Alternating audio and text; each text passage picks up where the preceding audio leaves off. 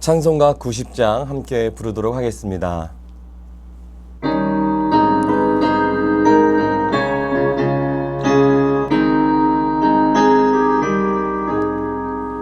주 예수 내가 알기 전 날 먼저 사랑했네. 그 크신 사랑 나타나 내 영혼 거듭났네. 주 내 맘에 늘 계시고 나 주의 안에 있어. 저 포도비유 같으니 참 좋은 나의 친구. 내 친구 되신 예수님 날 구원하시려고 그 귀한 몸을 버리사 내 죄를 대속했네.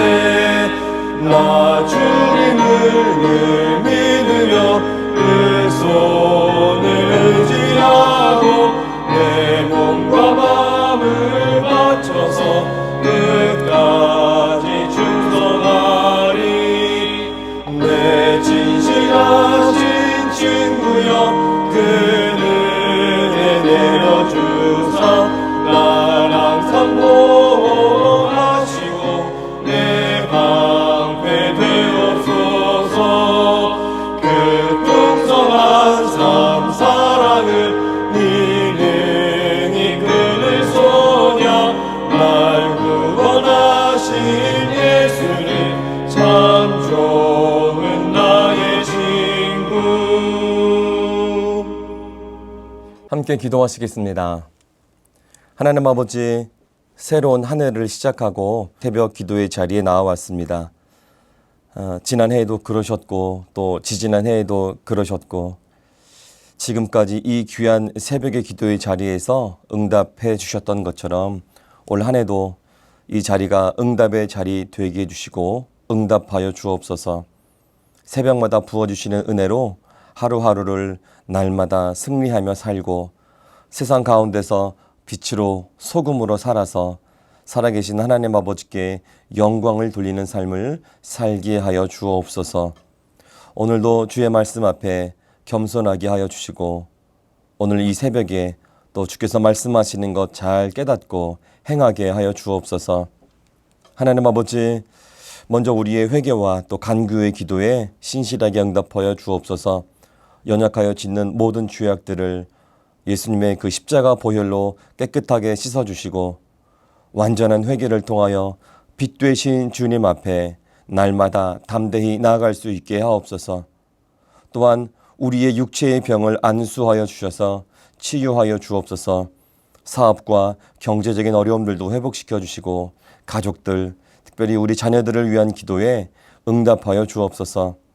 무엇보다도 나 자신의 믿음도 더욱 성숙하게 하여 주셔서 오직 예수님만을 내 삶의 주인으로 모시어 살게 하옵소서. 이 나라를 위해 기도합니다. 나라를 안정되게 하옵소서. 혼란스러운 전국을 지키시고 특별히 이 나라 통치자들, 정치가들의 마음에 하나님 주신 양심이 살아있게 하셔서 출애굽기 18장의 말씀처럼 하나님을 두려워하며 진실하며 불의한 이익을 미워하는 마음을 그들에게 주옵소서. 특히 미신과 우상 숭배에 빠지지 않고 공의와 정의로 이 나라를 잘 통치할 수 있도록 도와주옵소서. 분단 70년이 넘은 이 나라, 특별히 북한 땅에도 따뜻한 평화의 봄바람이 불게 하여 주셔서 이 추운 날 어려움 당하지 않도록 긍휼히 여겨 주시고 바라기는 굳게 닫힌 문을 열어주셔서 평화롭게 복음으로 또 주님의 사랑으로 하나가 되는 이 나라가 되게 하옵소서. 그래서 하나님 기뻐하시는 귀한 민족, 한 민족으로 새롭게 일어나도록 이 한반도를 축복하여 주옵소서. 이 땅에 세워진 주님의 교회들을 위해 기도합니다. 우상 숭배하지 않게 하시고 말씀으로 돌보아 주셔서 하나님과 세상 앞에 그리고 물질 앞에 정직하게 하옵소서. 세상의 가치관과 권력으로 교회가 움직여지는 것이 아니라 말씀과 기도로 사랑과 순종과 섬김으로 교회가 세워지게 하옵소서. 무엇보다도 복음을 전하는 일에 열심을 내는 순결한 교회들 되게 하여 주시고, 특별히 우리 수유제일교회가 그러한 교회 되게 하여 주셔서 이 땅에서 빛으로 소금으로 주님 주신 귀한 사명 잘 감당해내는 주님 기뻐하시는 교회로 잘 성장하게 하옵소서. 오늘 하루도 우리를 끝까지 사랑해 주시는 아버지 하나님의 은혜로 풍성한 감사의 하루가 되게 하시고, 또 감사로 사는 풍성한 한 날 되게 하옵소서. 이 땅에 또 유일한 구원자이시고 다시 오실 예수님의 이름으로 감사하며 기도하였습니다. 아멘. 이 새벽에는 시편 84편의 말씀을 함께 읽도록 하겠습니다. 시편 84편. 만군의 여호와여, 주의 장막이 어찌 그리 사랑스러운지요. 내 영혼이 여호와의 궁정을 사모하여 쇠약하며 내 마음과 육체가 살아계시는 하나님께 부르짖나이다. 나의 왕 나의 하나님 만군의 여호와여, 주의 제단에서 참새도 제 집을 얻고 제비도 새끼둘 보금자리를 얻었나이다. 주의 집에 사는 자들은 복이 있나니 그들이 항상 주를 찬송하리이다. 주께 힘을 얻고 그 마음에 시온의 대로가 있는 자는 복이 있나이다. 그들이 눈물 골짜기로 지나갈 때에 그곳에 많은 샘이 있을 것이며 이른 비가 복을 채워주나이다. 그들은 힘을 얻고 더 얻어 나아가 시온에서 하나님 앞에 각기 나타나리이다. 만군의 하나님 여호와여, 내 기도를 들으소서.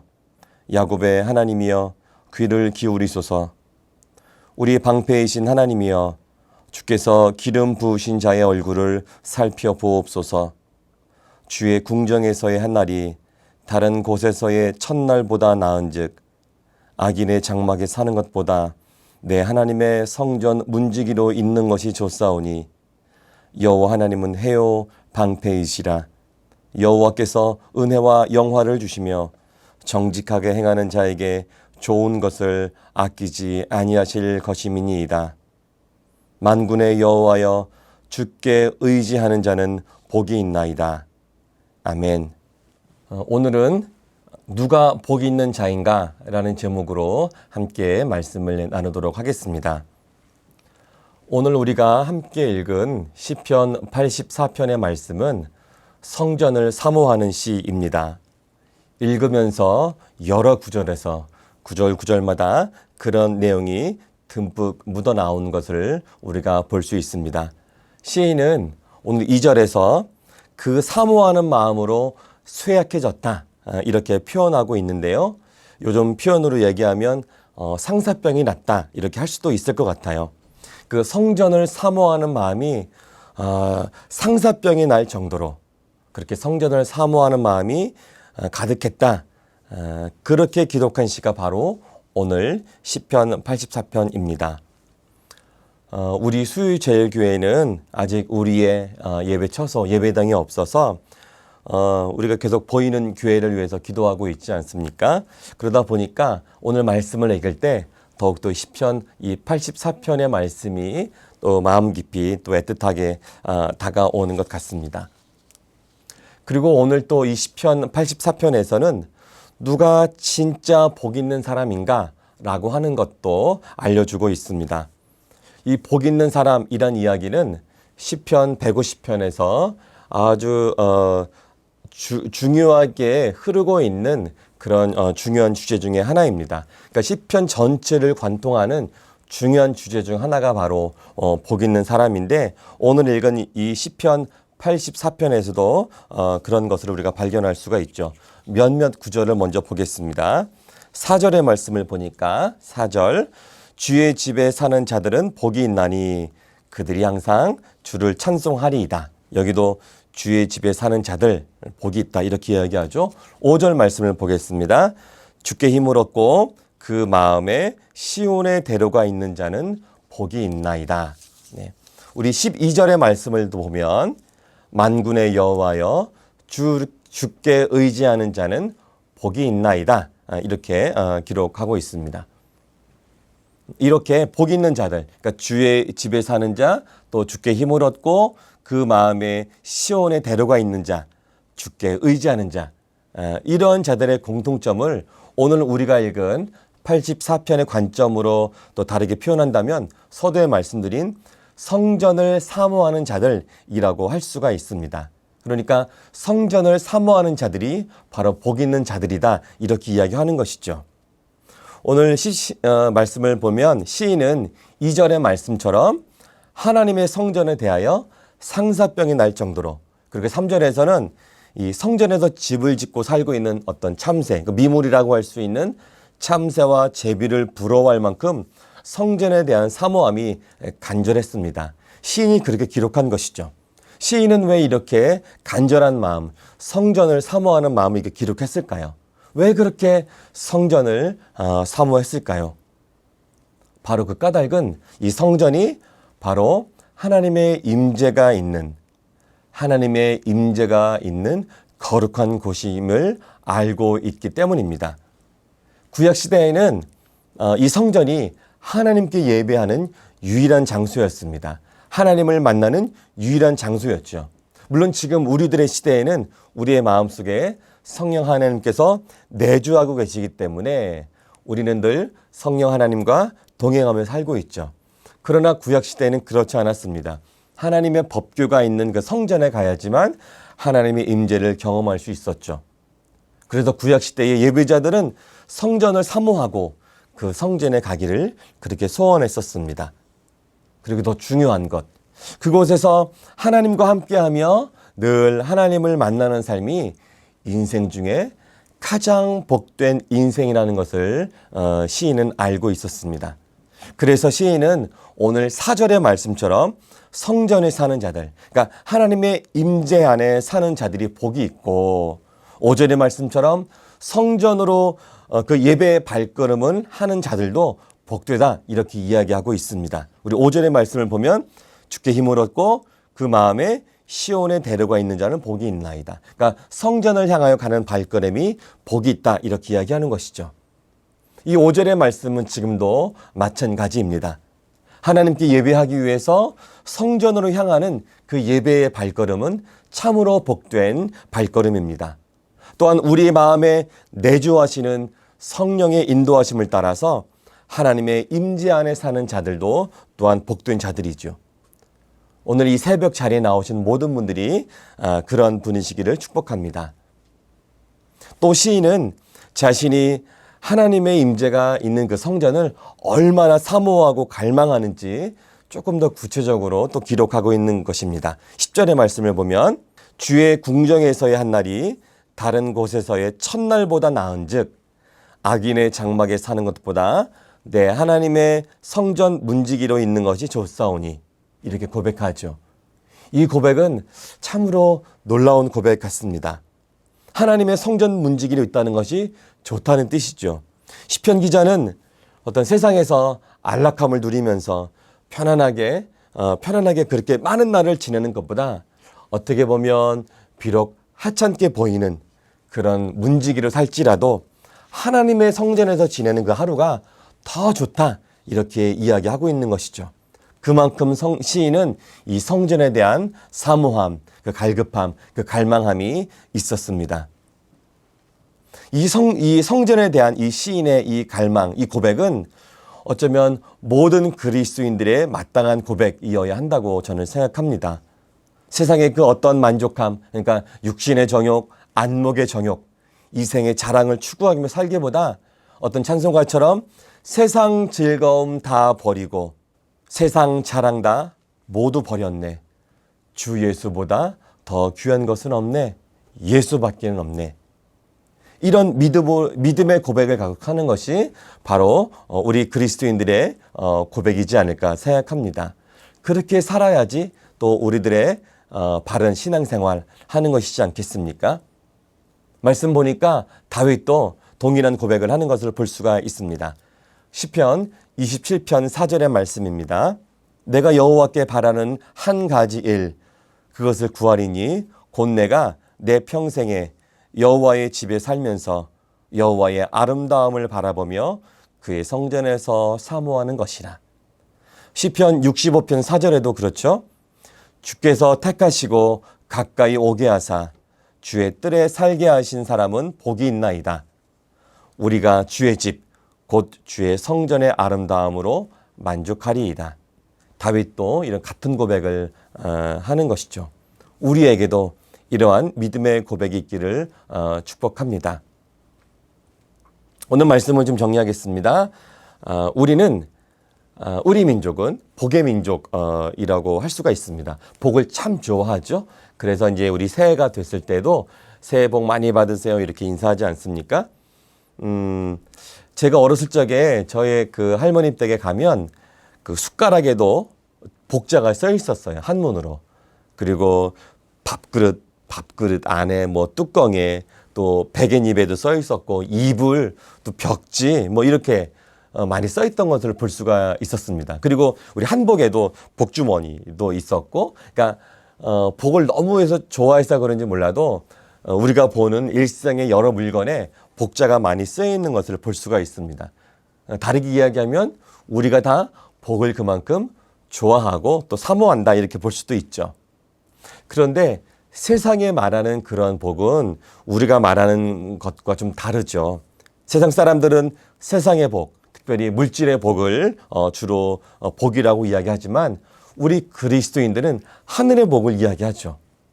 세상은 모르지만 우리는 이 세상의 모든 복, 이 진정한 복은 이 땅에서 나는 것이 아니고 우리 하늘 아버지로부터 오는 것을 우리는 알고 있습니다. 그렇게 믿으며 살고 있죠.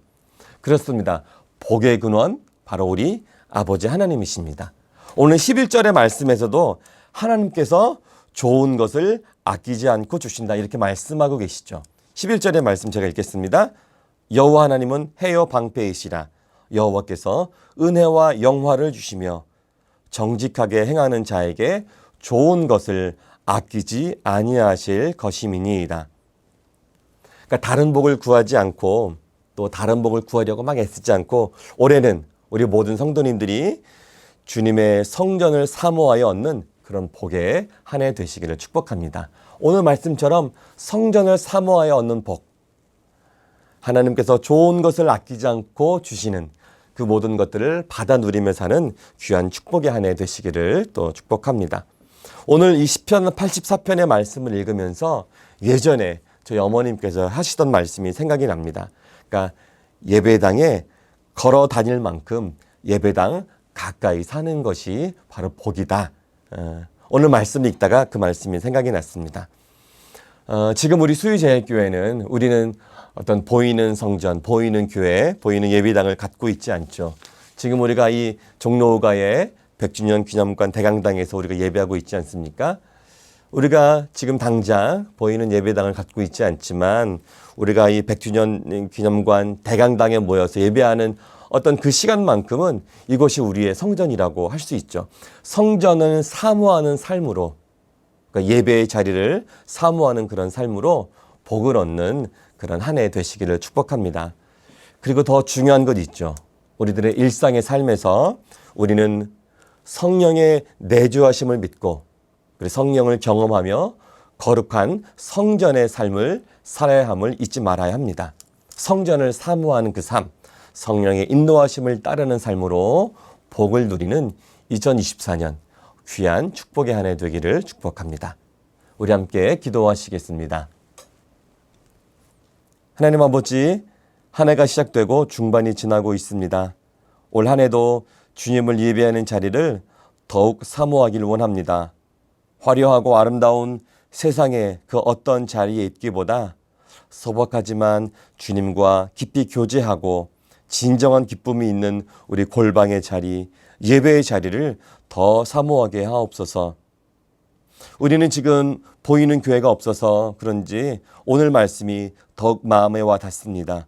우리가 간구하는 대로 보이는 교회 속히 허락해 주셔서 늘 언제나 성전 중심의 삶을 살 수 있도록 축복하여 주옵소서. 오늘 말씀을 통해 주신 은혜를 감사드리오며 이제는 예수님께서 가르쳐 주신 기도를 함께 드리오니 하늘에 계신 우리 아버지, 아버지의 이름을 거룩하게 하시며 아버지의 나라가 오게 하시며 아버지의 뜻이 하늘에서와 같이 땅에서도 이루어지게 하소서. 오늘 우리에게 일용할 양식을 주시고 우리가 우리에게 잘못한 사람을 용서하여 준 것 같이 우리의 죄를 용서하여 주시고 우리를 시험에 빠지지 않게 하시고 악에서 구하소서. 나라와 권능과 영광이 영원히 아버지의 것입니다. 아멘.